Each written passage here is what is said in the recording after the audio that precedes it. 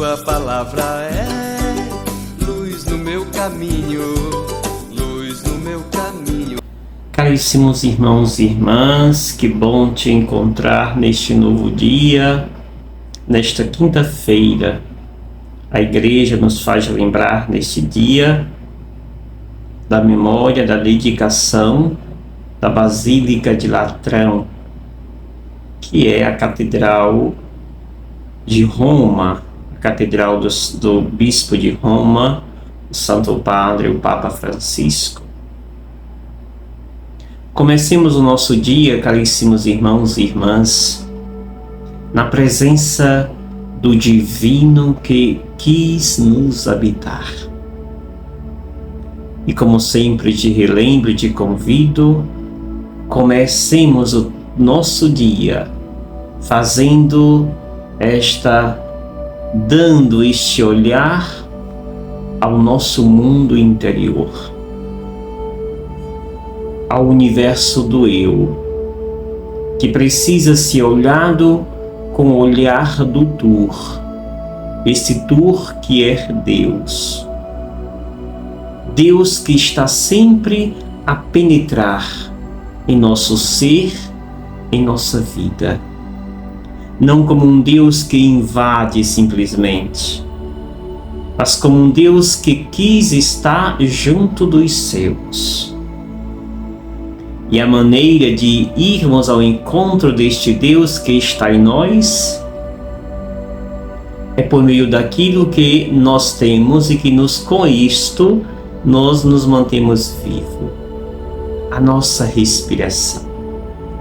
Por isso, amado e amada, não canse de voltar sua atenção para a liturgia da respiração. Respirar consciente é exalar o amor, exalar a vida.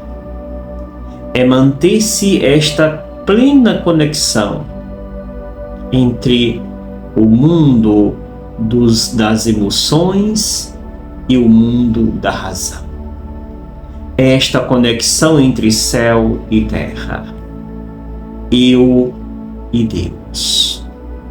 Façamos sempre esta reconexão e com certeza a nossa vida não terá espaço para depressão, ansiedade, quando esta conexão se torna presente em nossa vida. O texto que hoje nos é dado é o texto de João, capítulo 2, versículos 13 ao 22. Estava próxima a Páscoa dos judeus e Jesus subiu a Jerusalém. No templo, encontrou os vendedores de bois, ovelhas e pombas e os cambistas que estavam aí sentados. Fez então um chicote de cordas e expulsou todos do templo, junto com as ovelhas e os bois. Espalhou as moedas e derrubou as mesas dos cambistas. E disse aos que vendiam pombas: tirai isto daqui. Não façais da casa de meu pai uma casa de comércios. Seus discípulos lembraram-se mais tarde que a Escritura diz: o zelo por tua casa me consumirá. Então os judeus perguntaram a Jesus: que sinal nos mostras por agir assim? Ele respondeu: destruí este templo e em 3 dias o levantarei. Os judeus disseram: 46 anos foram precisos para a construção deste santuário, e tu os levantarás em 3 dias?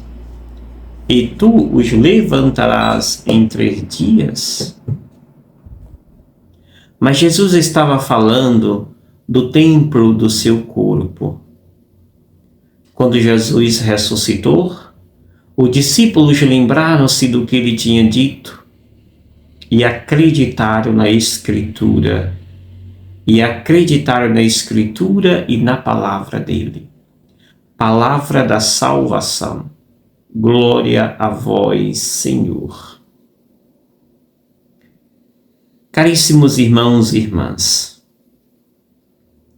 Jesus manifesta aqui um sentimento um pouco estranho, digamos assim, para ele. Jesus se mostra um pouco cheio de cólera, enraivecido, digamos assim, na nossa linguagem, quando percebe aquela casa que está tomada por uma realidade que não é dela. O contexto é Jesus que sobe a Jerusalém para a festa tradicional que ia todos os anos. E ali então se encontra no Templo de Jerusalém. O Templo de Jerusalém era este lugar em que as pessoas iam fazer suas oferendas a Deus. Os judeus que moravam na diáspora, portanto distante da Cidade Santa, Jerusalém, eles não tinham como trazer os animais de suas terras para fazer a oferenda no templo. Sabendo disto, o templo, ele então fazia as tendas, as barracas, onde se vendiam estes animais, e aqueles que chegavam, que não traziam seus animais, ali adquiriam, compravam estes animais para fazer a oferenda no templo. E assim, este templo se tornou um amontoado de barracas, de barraqueiros, aonde se fazia esta troca, estas vendas. Por isso, Jesus, chegando ali, percebe esta cena, totalmente em descompasso com o ambiente, e Jesus não conta outra, começa a expulsar, derrubar tudo que encontra pela frente. Certamente é uma cena muito estranha para aquele que promove, aquele que divulga, aquele que veio trazer a paz. Mas Jesus percebe ali um ambiente que exigia que assim ele o agisse. Jesus está agindo aqui com este templo feito de pedras e barro. O Templo de Jerusalém. Uma casa exterior que serve para se alimentar uma casa interior.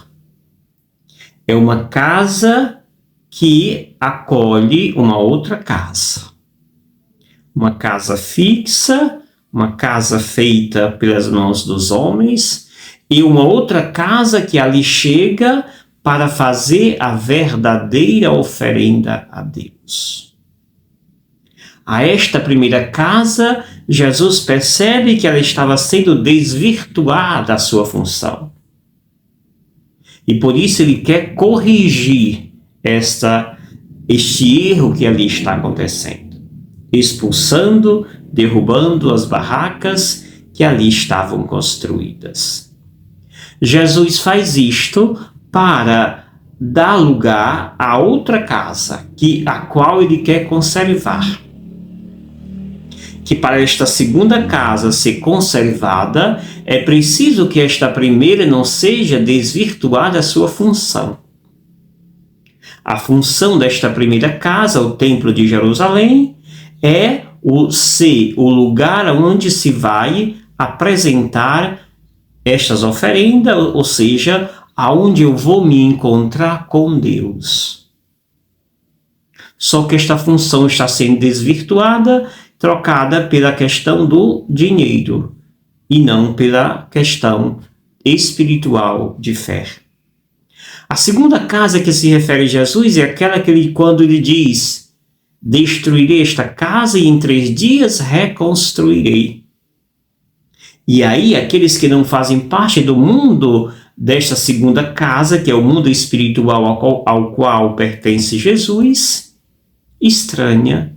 Mas como é que tu construirás esta casa em 3 dias, se precisou 40 46 anos para que ela fosse construída. E aí, claro, Jesus, o texto vai dizer, Jesus falava do corpo dele, falava daquilo que iria com ele acontecer, a sua morte e a sua ressurreição no terceiro dia. E é justamente esta casa, templo de Deus, que Jesus está falando, não a casa que pode ser, precisou de 46 anos para ser construída, mas Jesus está falando desta segunda morada, que é a ressurreição, a nossa morada, o lugar que Deus quis habitar.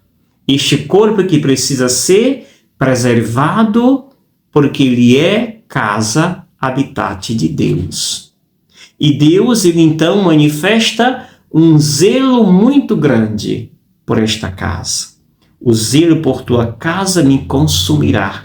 Não simplesmente a casa-templo, a primeira casa, mas esta casa, onde reside Jesus, o seu Espírito está em nós. Esta casa, Jesus tem um zelo intenso, ciumento. Por isso que ele diz, esta casa primeira deve ser destruída. Esta, em 3 dias, será reconstruída. A vida, ela vencerá a morte. Diante de um mundo em guerra, nós precisamos promover a paz e divulgar isto que Jesus nos apresenta. A conservação da vida que habita esta casa chamada corpo. Defendamos a vida. Sejamos defensores e anunciadores da vida que anuncia e propaga a paz. E eu te abençoo, em nome do Pai, do Filho e do Espírito Santo. Amém. Gratidão. Obrigado, Senhor, porque és meu amigo.